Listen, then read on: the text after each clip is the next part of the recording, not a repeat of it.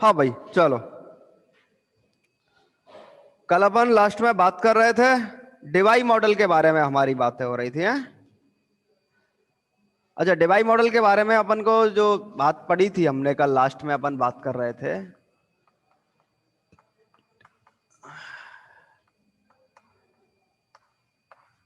हमारे पास एनर्जी का एक वैल्यू था और अपन ने उसको माना था E equal to 9n nu Q over nu D का क्यू, जीरो से nu D 1/2 plus 1 upon exponential H nu upon K T -1 D new.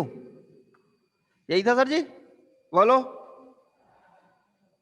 अच्छा, अब अपन क्या करते हैं जरा एक बार की, यही तो था लास्ट फंक्शन कल जब अपन लास्ट स्टेज में पहुंचे थे, तो यही फंक्शन आया था अपने पास।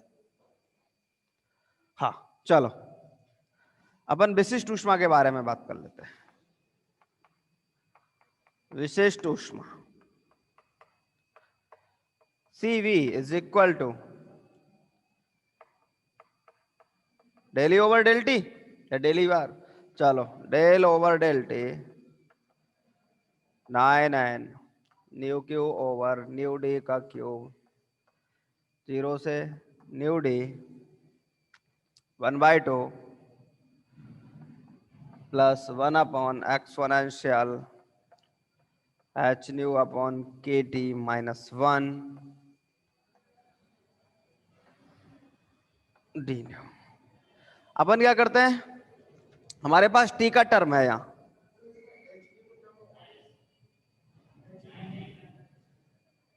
हाँ 9n न्यू क्यू, ऊपर एच न्यू की टर्म भी है, और अभी कहाँ एच न्यू की टर्म है? 9n एच है, एच है, हाँ एच। अच्छा यही तो है, अब तो ठीक है।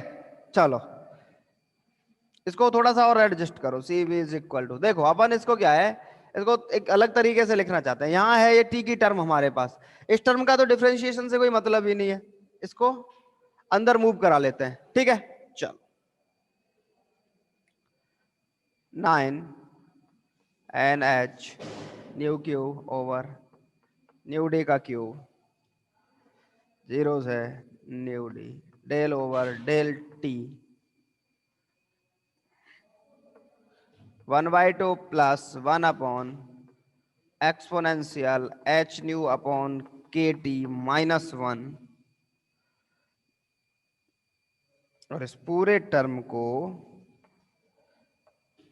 अब लेंगे डी न्यू, ठीक, क्योंकि हमारे पास टी का टर्म यहां है, इसलिए पहले अपन उसका क्या करेंगे, पहले डिफरेंशिएशन करेंगे और फिर इंटीग्रेशन करेंगे उस पूरे पार्ट का। जरा आओ अपन इस वाली टर्म के बारे में बात कर लेते हैं, आ जाओ जरा।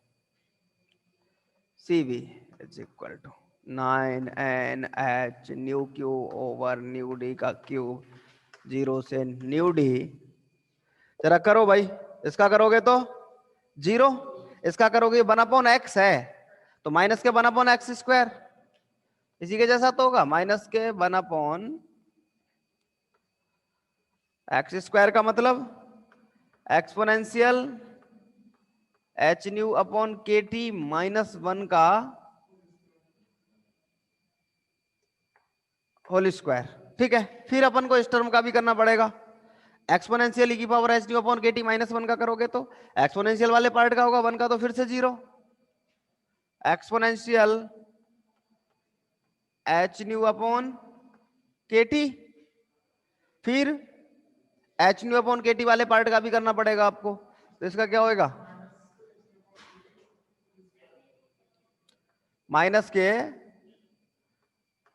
H nu upon K T square, सही है भाई,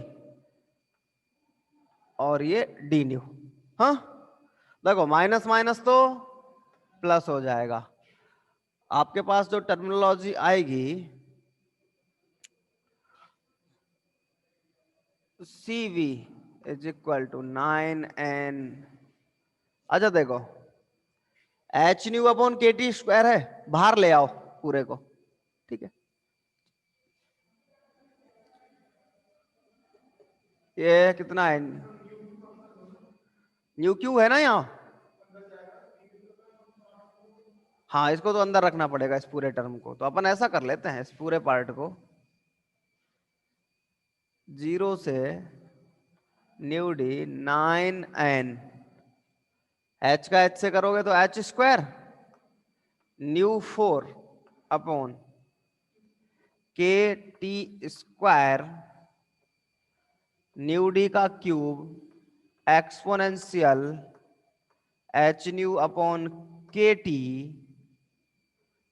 upon exponential H nu upon K T -1 का होल स्क्वायर डी न्यू, काम चल जाएगा। अब सर जी इसको थोड़ा सा एडजस्ट करते हैं अपन, आओ जरा पहले यहां तक देखो सब लोग, फिर आगे बात करेंगे। देखो जरा एक बार की,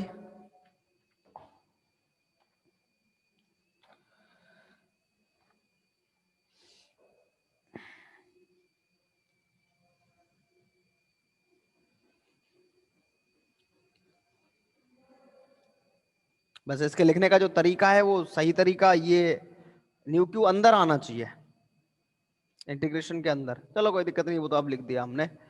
देखो जरा एक बार की, चलो आगे बात करते हैं।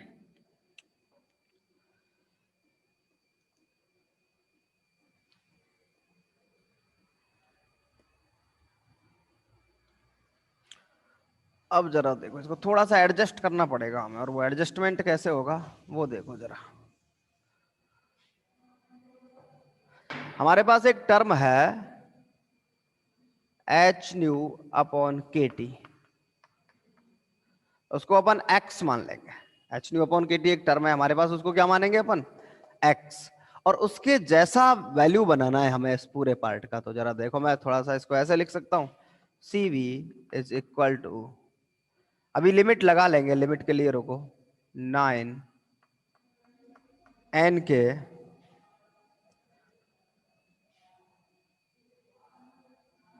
टी ओवर,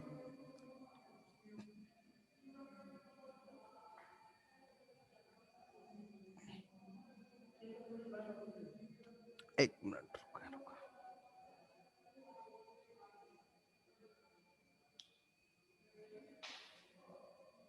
इसको, एक मिनट रुको, इसको थोड़ा सा एडजस्ट करना पड़ेगा हमें।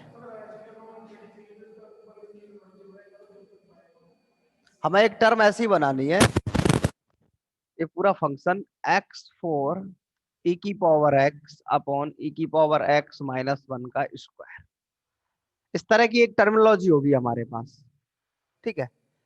और ये एच न्यू अपॉन एक्स है और dx, तो अपन को x4 e की पावर x वाला पार्ट चाहिएगा। एक मिनट आप ऐसा करें, पहले ऐसा माने H nu upon K T equal to X, इसका मतलब h upon K T D nu is equal to dx।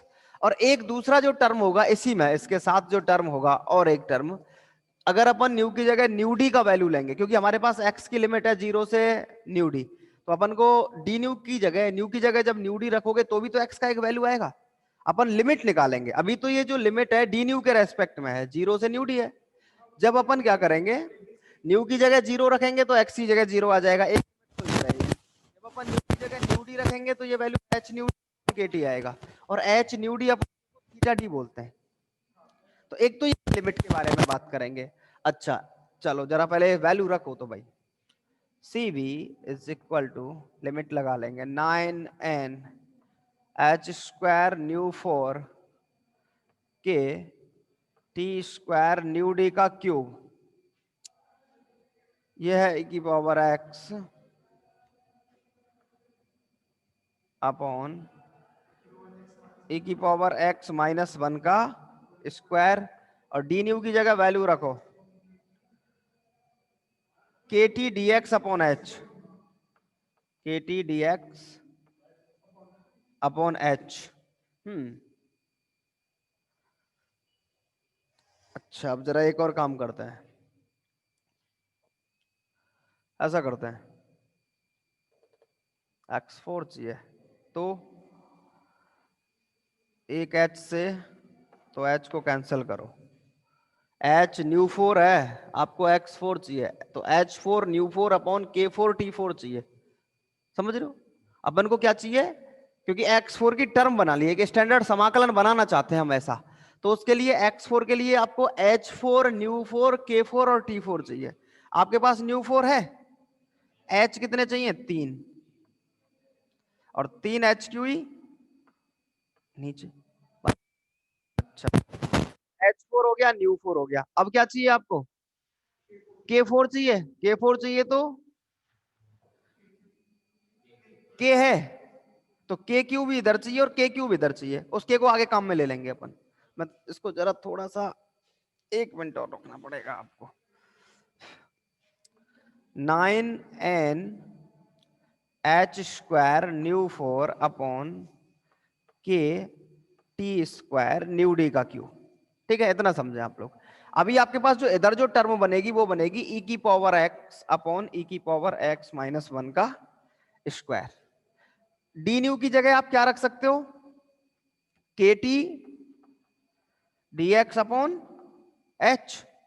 अब आपको टर्म बनानी है h4 न्यू 4, तो h4 के लिए एक एच स्क्वायर इधर लाए, कोई दिक्कत नहीं है, एक एच स्क्वायर इधर ले आए, हो गया सब। के फोर चाहिए, के फोर का मतलब के क्यू तो इधर लाओ और वही के क्यू इधर लाओ, काम चलेगा। तो आपके पास बना h4 न्यू 4 k4 और टी स्क्वायर है, ऊपर भी टी स्क्वायर। अब जरा इस पूरे पार्ट को एडजस्ट करके लिख लेते हैं, अब एडजस्टमेंट रह गया, इसके अलावा कुछ नहीं है अभी फिलहाल हमारे पास। सी वी इज इक्वल टू, देखो 9n इंटीग्रेशन, लिमिट अभी लगाएंगे, अभी लगाई नहीं है। और क्या बचा, एच स्क्वायर, तो आपके पास हो गया h4 न्यू 4। अच्छा और देखो, h गया न्यू गया, के क्यूब टी स्क्वायर रह गया है, के क्यूब के इधर भी तो है आपके पास, तो इसको k4 टी क्यूब, काम चलेगा। अच्छा इधर देखो, ये बचे हुए चीज क्या है, अभी आपको एक के ये रहा, तीन के ये रहे, कितने हो गए, k4 टी t4 हो गया, बोलो t4 हो गया। अब क्या बचा आपके पास, न्यू डी का क्यूब, और बोलो h का square, h cube, very good. हाँ और बोलो, बोलो बोलो, और सब आ गए, देख लो एक बार की, हो गया कंफर्म, बोलो बोलो, कतई होगो। चलो तो अब अपना काम आसान हो गया थोड़ा सा, e की पावर x अपॉन e की पावर x माइनस 1 का स्क्वायर dx। अच्छा देखो सर जी, h न्यू अपॉन के होता है x, आपके पास एक वैल्यू और होगी h new D upon K T, जिसको अपन लिखते हैं थीटा डी अपॉन टी। ये h न्यू डी अपॉन के डिवाई ताप होता है, ये जो थीटा डी जो होता है उसको अपन क्या लिखते हैं h न्यू डी अपॉन के, और ये क्या होता है डिवाई का अभिलाक्षणिक ताप, कल बताया था ना, ये डिवाई ताप है। अब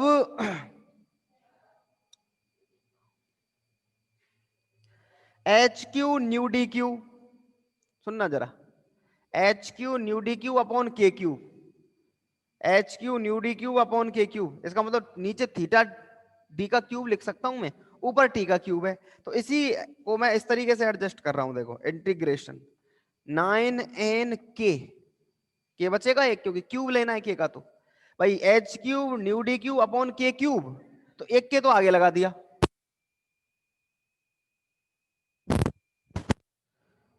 और इधर क्या बचा, टी क्यूब है, ये रहा टी क्यूब, और ये थीटा डी का क्यूब, तो टी अपॉन थीटा डी का क्यूब ई की power x4 h4 न्यू4 k4 t4 x4 ई की पावर x अपॉन ई की पावर x -1 का स्क्वायर dx। अब जरा लिमिट की बात देखते हैं, आ जाओ। H nu upon K T equal to x है, जीरो रखो न्यू की जगह, जीरो रखोगे तो एक्स का वैल्यू, न्यू की जगह न्यू डी रख दो, एच न्यू डी अपॉन के हो गया, H new D theta D होता है, तो वैल्यू को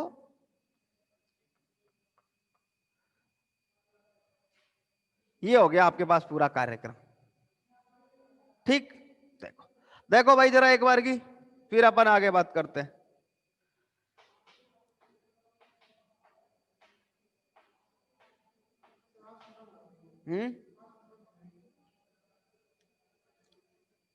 अभी इसमें एक पार्ट और है छोटा सा, बताओ भाई।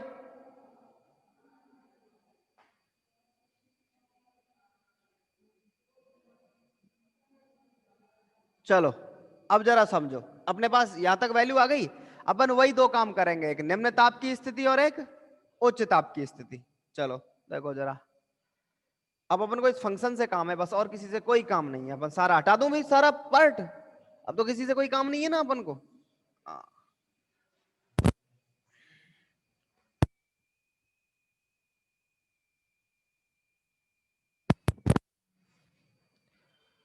देखो जरा, पहला पॉइंट,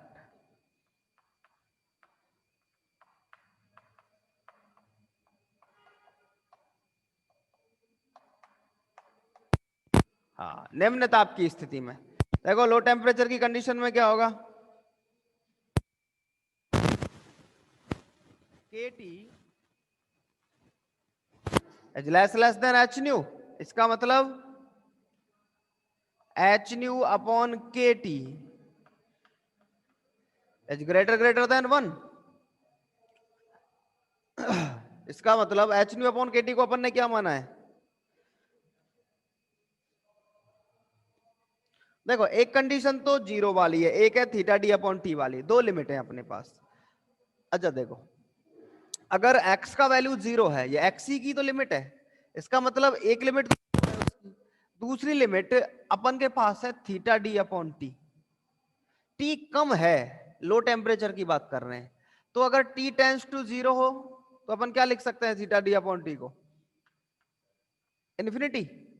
मतलब क्या है, मतलब ये है कि जिस टर्म को हमने x लिया है उसकी जो लिमिट है हमारे पास लो टेम्परेचर पर, वो एक लिमिट तो जीरो है न्यू के लिए तो, और थीटा डी अपॉन डी वाली कंडीशन के लिए वही लिमिट क्या है, इन्फिनिटी है। इसका मतलब हमारे पास दो लिमिट हैं, एक तो जीरो और एक इन्फिनिटी। कब, लो टेम्परेचर की कंडीशन में। आ जाओ, इसलिए C V is equal to 9 n k T over theta D का क्यूब, जीरो से इन्फिनिटी x4 e की पावर x अपॉन e की पावर x -1 का स्क्वायर dx। जनरली ये लिमिट किस के लिए है, ये है लो टेम्परेचर की कंडीशन में, जब टेम्परेचर का मान क्या है, कम है। टेम्परेचर के कम मान पर एक लिमिट जीरो और एक लिमिट उसकी इन्फिनिटी।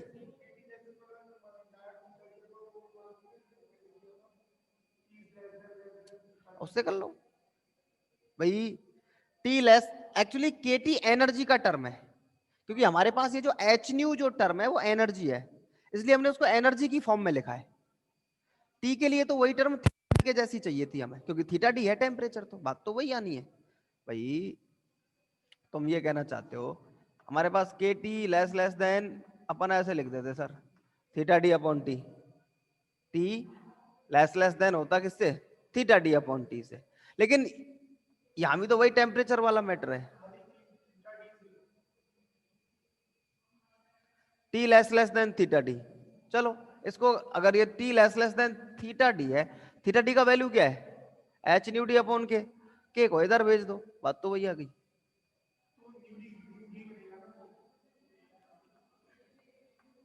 तुम ये कहना चाहते हो ये बनेगा, तो के टी लेस देन हो गया एच न्यू डी।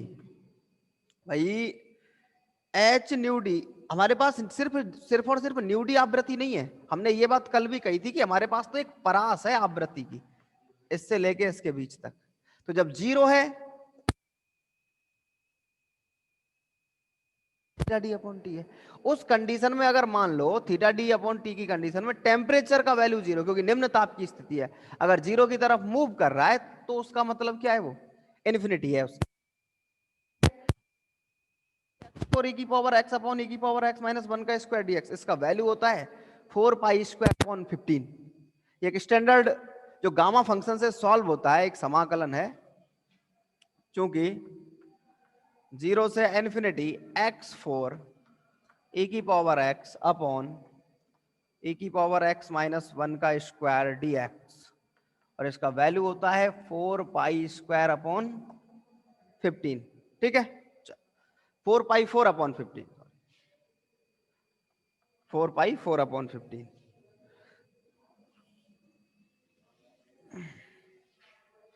इसका मतलब C B is equal to 4 pi 4 upon 15। 9 भी है, देखो 9 है 15 है, 3 से कैंसिल हो जाएगा, ये 3 टाइम होगा, ये 5 टाइम होगा, तो 3 इंटू 4 12 पाई 4 अपॉन 15 9 के एन के टी ओवर थीटा डी का क्यूब। देखो 12 वैल्यू है, पाई 4 फिक्स वैल्यू है, एन अगर अवोगाद्रो संख्या के बराबर हो जाए तो फिक्स हो जाता है, के का कांस्टेंट है, 5 ये भी फिक्स है, theta D maximum divide temperature है, वो एच न्यू डी अपॉन के है, वैल्यू कितना है एच न्यू डी अपॉन के। न्यू डी को अपन मानते हैं अधिकतम आवृत्ति है, कुछ तो होगी अधिकतम, भाई मैक्सिमम कुछ तो होगा, एच खुद में फिक्स होता है, के भी फिक्स है। इसका मतलब ये जो सीवी का वैल्यू है ये प्रोपोर्शनल हो गया किसके, टी क्यू के। निम्न ताप पर ठोसों की विशिष्ट ऊष्मा डेवाई के अनुसार ताप की तृतीय घात के समानुपाती होती है, और यह नियम होता है, इसको कहते हैं अपन डेवाई टी क्यूब नियम। औरों में तो चरघाता ताप बढ़ने के साथ तो बढ़ेगी और ताप के घटने के साथ घटेगी, ये वैलिड नियम है। वो क्या कहता है, निम्न ताप पर ठोसों की विशिष्ट ऊष्मा, मैं कैसे हो गया रे, हाँ, निम्न ताप पर ठोसों की विशिष्ट ऊष्मा ताप की तृतीय घात के समानुपाती होती है, और इसे क्या कहते हैं, डिवाई टी क्यूब नियम। आगे जाके अपन एक तरह के समीकरण लिखेंगे जब अगले क्वांटम में चलेंगे, तो किसी की एनर्जी के लिए C B equal to A T cube plus K V T,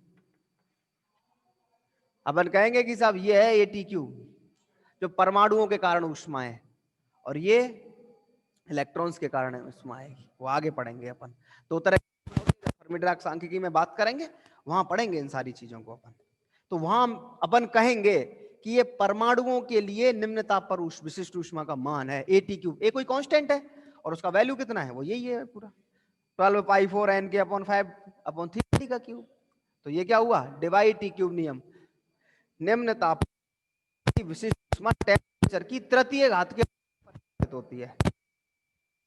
देखो जरा एक बार की, फिर अपन उच्च ताप की स्थिति में बात करते हैं।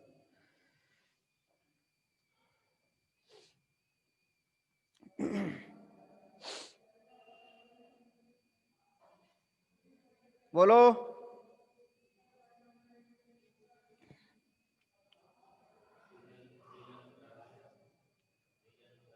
अभी नहीं, एक मिनट, चलो आगे देखो, अभी पहले उच्च ताप वाली देखो, ये पूरी तो हो जाएगी।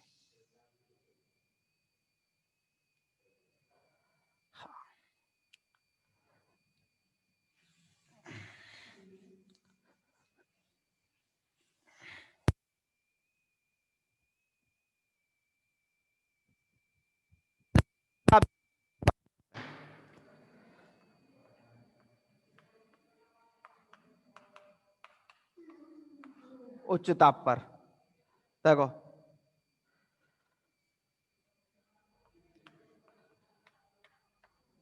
के टी ग्रेटर ग्रेटर देन होना चाहिए एच न्यू। सीवी का वैल्यू है हमारे पास 9n k 0 से theta D upon T x4 e की power x upon T over theta D का क्यूब तो रह गया यार इसके साथ।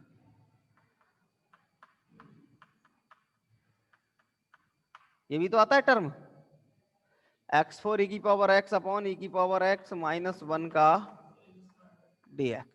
ठीक है, अपन क्या करते हैं, के टी ग्रेटर ग्रेटर देन है एच न्यू से, इसका मतलब H nu upon K T is less than 1।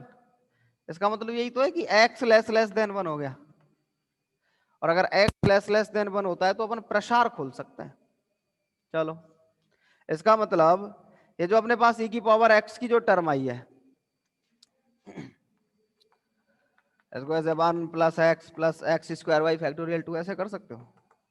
ठीक है, e की पावर x -1 के लिए क्या लिखोगे, 1 प्लस एक्स, x 1 से कम, एक्स स्क्वायर करते हो तो और कम हो जाता है, इसलिए जो हायर जो पार्ट होते हैं उनको लेते हैं, उच्च जो घात होती है हाई पावर्स उनको नेग्लिजिबल मान लेते हैं, -1। तो इसका मतलब e की पावर -x का वैल्यू अपन x लिख सकते हैं।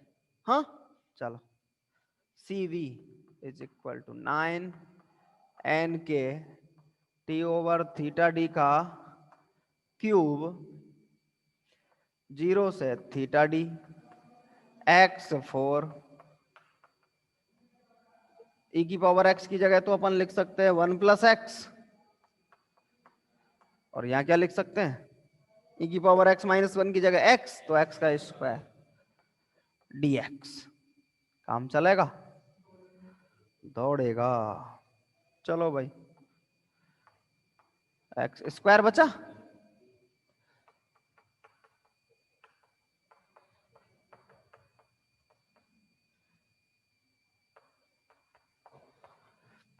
दो पार्टों में तोड़ लो, 0 से थीटा डी अपॉन टी, एक टर्म तो बचेगी आपके पास एक्स स्क्वायर डी एक्स,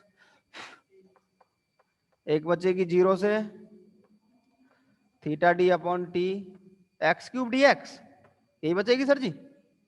देखो, ये होगा x4/4, ये होगा x3/3। x4/4 x3/3 की तुलना में कम होगा भाई। एक तो मेरे पास टर्म है, सुनो, x3/3 और एक है x4/4। सबसे पहली बात तो ये कि x खुद 1 से कम है, स्क्वायर करोगे और कम होगा, क्यूब करोगे और कम होगा।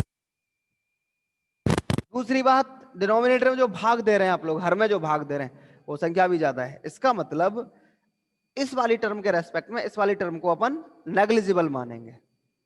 मतलब क्या है, CV is equal to 9n k t over theta D का क्यूब, एक पार्ट तो बनेगा x3/3 0 से theta D upon T, plus एक पार्ट बनेगा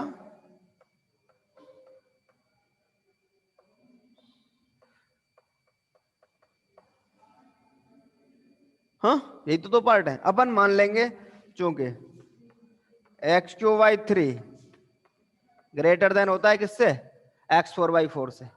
अभी रुको, ठीक है, बस वैल्यू रख दो। आपके पास टर्म क्या बनेगी, देखो जरा इधर आओ, CV is equal to 9n k t over theta D का क्यूब। इधर देखो, 3 को तो बाहर निकाल सकते हो आप लोग, 3 को बाहर निकालोगे तो ये तो हो जाएगा 3। ठीक है, उधर क्या बचेगा, थीटा डी अपॉन टी का क्यूब। हाँ, तो CV इक्वल टू एन के, याद ही, एन इक्वल टू क्या हो, एन ए हो। अगर एन का वैल्यू एन ए बराबर हो, ऐसा हो, तो आपके पास CV इक्वल टू क्या हो जाएगा, 3NA मीन्स उच्च ताप पर ठोसों की विशिष्ट ऊष्मा ताप पर निर्भर नहीं करती। ये तो तीनों ने ही कहा था कि उच्च ताप पर ठोसों की विशिष्ट ऊष्मा ताप पर निर्भर नहीं करती, यही तो।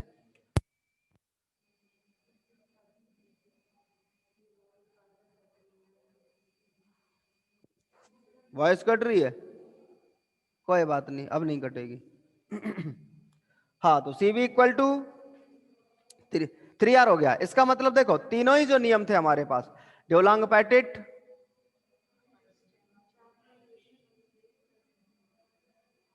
पता है तो मुझे, ड्यूलांग पेटिट, आइंस्टाइन और डेवाई। ड्यूलांग पेटिट ने निम्न ताप के बारे में तो कोई जानकारी नहीं दी थी, उसने केवल उच्च ताप के बारे में बात कही थी। उसने, आइंस्टीन ने दोनों के बारे में कहा था। उसने कहा था कि वो चरघातांकी रूप से घटती है और 3r आया था वैल्यू, और इसने कहा कि वो निम्न ताप पर तो टी क्यूब के समानुपाती होती है और उच्च ताप पर 3r के इक्वल होती है। ठीक है, एक बार की रिजॉइन कर लेना आप लोग। हाँ, ये वॉइस संभाल